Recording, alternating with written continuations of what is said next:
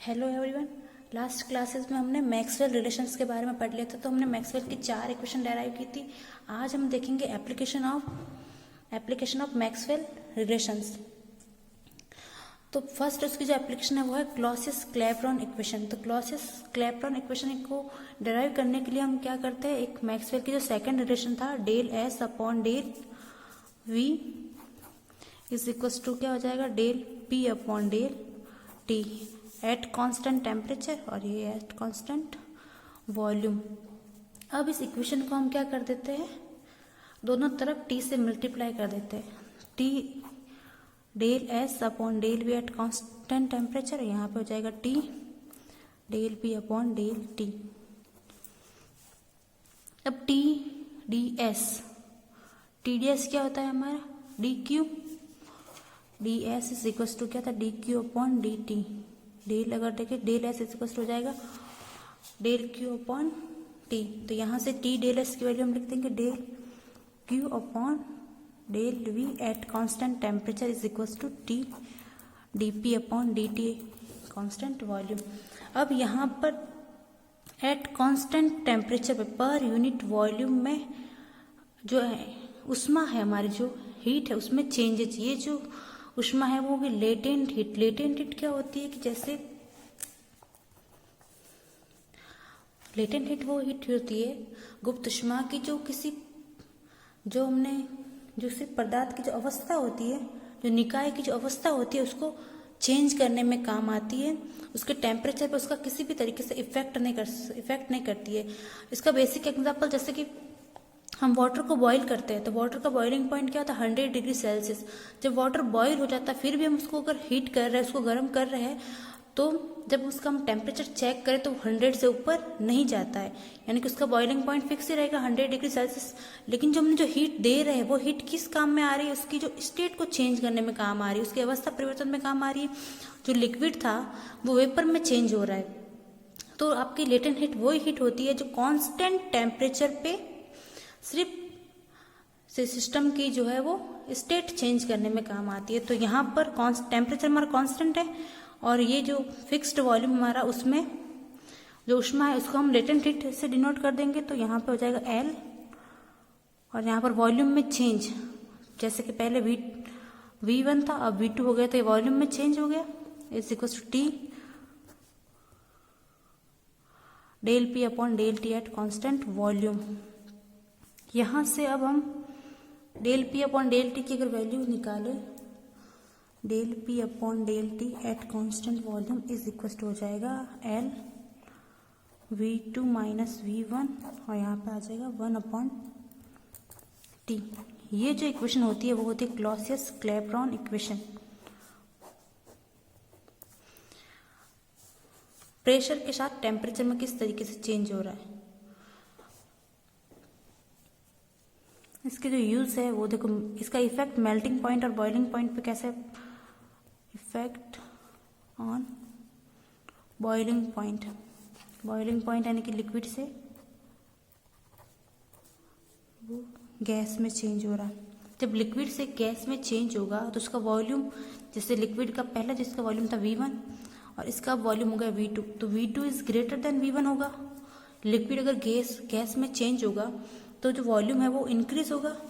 तो इस इक्वेशन में अगर हम ये वैल्यू रखेंगे V2 माइनस V1, तो ये वाली जो क्वांटिटी वो पॉजिटिव आएगी, V2 माइनस V1 पॉजिटिव आएगा। एल हमारी लेटेंट हीट वो कांस्टेंट हो गई, तो एक तरीके से देखिए dP upon dt is equal to हो जाएगा पॉजिटिव। ये जो पूरी वैल्यू आएगी वो पॉजिटिव आएगी, यानी कि dP अगर प्रेशर अगर इंक्रीज करेंगे तो टेम्परेचर भी इंक्रीज होगा।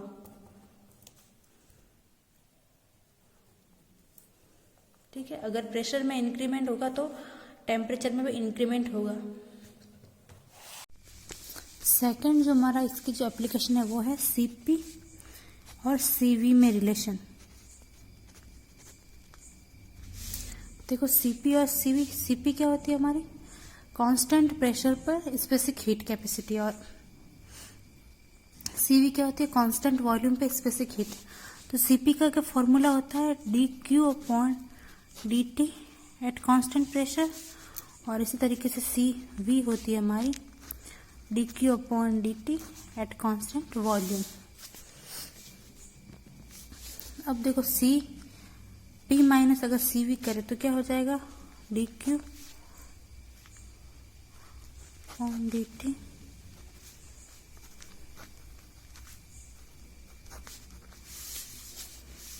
डी क्यू की जगह हम क्या लिख सकते हैं, T D S T del S upon del T at constant pressure minus T del S upon del T constant volume. ये हमारी इक्वेशन हो गई। अब देखो एंट्रोपी को हम क्या मान लेते हैं कि function of temperature and volume है, तो इसका पार्शियल डिफरेंशिएशन करें तो क्या हो जाएगा, del S upon del T at constant volume D T plus del S upon del we at constant temperature D V. अगर देखो z is a function of x y, तो डी जेड क्या हो जाएगा, del z upon del x D X plus del z upon del y, यहाँ पे हो जाएगा डी वाई। इसी फॉर्मूले को यूज़ करके इसको इस तरीके से लिख सकते हैं, अगर एंट्रोपी हमारी टेम्परेचर और वॉल्यूम का फंक्शन है। अब इस जो इक्वेशन नंबर सेकंड है उसको हम डी टी से डिवाइड कर देते हैं, तो ये जो इक्वेशन है वो क्या बनेगी, D S upon D T is equals to del S upon del T, यहाँ पे भी हो जाएगा D T plus del S upon del V, यहाँ पर भी टी और D V upon D T. अब यहाँ पे हमने एंट्रोपी को टेम्परेचर और वॉल्यूम का फंक्शन माना है, तो यहाँ पे प्रेशर है वो क्या है, कांस्टेंट है। अब वापस इस इक्वेशन को हम टी से मल्टीप्लाई कर देंगे, तो T D S upon D T P, और यहाँ पे डी टी से डी टी कैंसिल हो गया, तो यहाँ पे T del S upon del T plus del S upon del V T, और यहाँ पे हो जाएगा D V upon D T P. ये वैल्यू किसकी होगी, सी पी की, और ये होगी सी वी की, तो यहाँ पे हो जाएगा C P minus C V is equals to T del S upon del V, और यहाँ पे हो जाएगा D V upon D T at constant pressure. अब ये जो है del S upon del we at constant temperature, इसको मैक्सवेल की इक्वेशन से इसको रिप्लेस कर देते हैं। मैक्सवेल की कौन सी equation, del S upon del we is equal to क्या हो जाएगा, D P upon D T at constant volume. इस इक्वेशन को यूज करके यहाँ से इसको रिप्लेस कर देते हैं, तो C P minus C V is equal to हो जाएगा T del P upon del T V, और यहाँ पर हो जाएगा D V upon D T at constant pressure. एक तो हमारा C P minus C V ये हो गया। अब दूसरा, इसको अगर हम यहाँ तक करने के बाद हम सी पी और सी वी का जो रिलेशन है वो इलास्टिसिटी कोफिशिएंट के टर्म में निकालेंगे। पहला है हमारा रुद्धोष्म प्रत्यास्थता गुणांक, adiabatic elasticity coefficient E S की जो वैल्यू होती है V minus D P upon D V at constant entropy, और जो आइसोथर्मल इलास्टिसिटी कोफिशिएंट की जो वैल्यू होती है ई टी वो minus V D P upon D V at constant temperature. Isothermal में टेम्परेचर कॉन्स्टेंट होगा समतापी में, और यहाँ पर एडियाबैटिक में एंट्रोपी कांस्टेंट होगी, क्योंकि जो एडियाबैटिक प्रोसेस होता है उसमें हीट एक्सचेंज नहीं होता है, यानी कि D Q is equal to zero. जब डी क्यू हमारा जीरो होगा तो टी डी एस वो जीरो के इक्वल होगा, तो डी एस जीरो के इक्वल आ जाएगा, यानी कि जो एंट्रोपी में जो चेंज होगा वो जीरो, यानी कि एंट्रोपी हमारी कांस्टेंट रहेगी। अब E S upon E T, अगर E S upon E T निकाले तो इसको अपॉन में करोगे तो वी से भी कैंसिल हो जाएगा और माइनस माइनस कैंसिल हो जाएगा, तो यहाँ पे D P upon D V, और यहाँ पे आ जाएगा D P upon D V at constant temperature. अब इसको हम जो ऊपर D P upon D V है इसको डी टी से मल्टीप्लाई और डी टी से डिवाइड करते हैं, और यहाँ पे जो नीचे अपॉन में जो D P upon D V है इसको डी एस से मल्टीप्लाई और डी एस से डिवाइड कर रहे हैं। ये हम क्यों कर रहे हैं, क्योंकि हमें C P upon C V निकालना है। तो यानी कि D Q upon D T अगर हम यहाँ पे बना ले तो हमारे पास C P upon C C P का जो रिलेशन आ जाए, सी पी और सी वी में रिलेशन आ जाएगा। तो E S upon E T is equals to यहाँ पे डी पी डी वी, यहाँ पे del T upon del T से ऊपर नीचे मल्टीप्लाई, और ऐसा कैसे D P upon D V del S del S.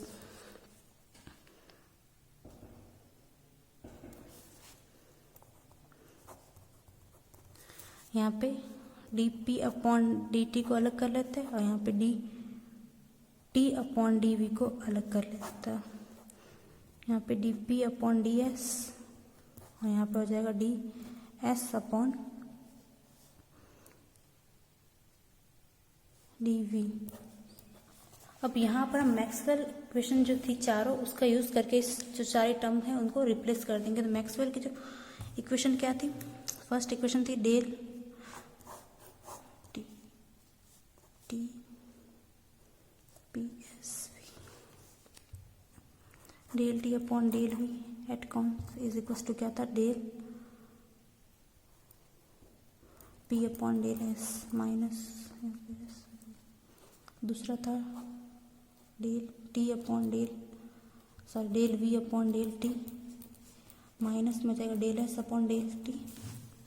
Fourth equation थी del T upon del P del V upon del S.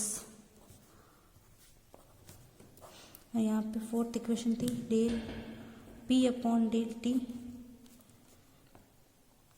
Is equal to del S upon del V, volume और temperature. बस इन चारों equation को use करके इस equation यहाँ पर इन टर्म को रिप्लेस कर देंगे। तो del P upon del T, del P upon del T की जगह हम लिख देंगे del S upon del V, E S upon E T is equals to हो जाएगा del S upon del V, यहाँ पे हो जाएगा D V upon D T del S upon del P D P upon D T at constant volume. अब यहाँ से D P से डी पी कैंसिल हो जाएगा और यहाँ पे डी वी से डी वी कैंसिल हो जाएगा। तो यहाँ पे E S upon E T की वैल्यू बनेगी ऊपर del S upon del T at constant temperature, और यहाँ पे अपॉन में बन जाएगा del S upon del T at constant volume. अब इन दोनों को ऊपर नीचे टी से मल्टीप्लाई और डिवाइड कर दे तो E S upon E T हो जाएगा T del S del T, और यहाँ पर हो जाएगा T del S del T at constant volume. T D S वापस डी क्यू, और यहाँ पर भी T D S D Q D Q upon D T, और यहाँ पर भी D Q upon D T. ये हो गया सी पी और ये हो गया सी वी। तो E S upon E T is equal to हो गया C P upon C we.